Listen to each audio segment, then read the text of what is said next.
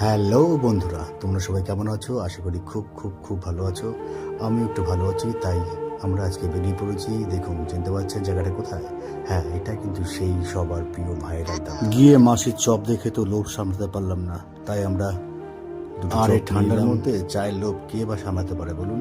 যাই হোক, চা খেয়ে আমরা নিয়েছিলাম এক প্লেট পকোড়া। পকোড়া কিন্তু দারুণ টেস্টি ছিল। ও বাবা, কে আবার ডাকছে, দেখি ভুলু দাঁড়িয়ে আছে। তো ভুলুকে আমরা একটু দিলাম। ভুলু খেয়ে ঠান্ডার মধ্যে, ঠান্ডাটা আজকে একটু বেশি ছিল, সেই কারণে বোধহয় ভাইরাল ডালতলায় এতটাও খুব লোক আসেনি। তবে পাশের পরিবেশটা জাস্ট একবার মতন ছিল। এই ঠান্ডার মধ্যে এখানকার পরিবেশটা দারুণ মনোরম, গেলে পরে একদম মন পুরো জুড়িয়ে যায়। তো রাস্তার পাশে দেখলাম এক দাদা ফুলের ডালা সাজিয়ে বসে আছে। আপনাদের প্রিয়জনদের কিন্তু এখান থেকে ফুল চাইলে দিতে পারেন। খুব দারুণ পরিবেশ। একটা দাদাকে একটু রিকোয়েস্ট করাতে দাদা আমাদের একটা ছোট্ট ভিডিও শ্যুট করে দিল, আর কিছু দারুণ মুহূর্ত আমাদের ক্যামেরা বন্দি করে দিল। ধন্যবাদ দাদাকে আমার হেল্প করার জন্য।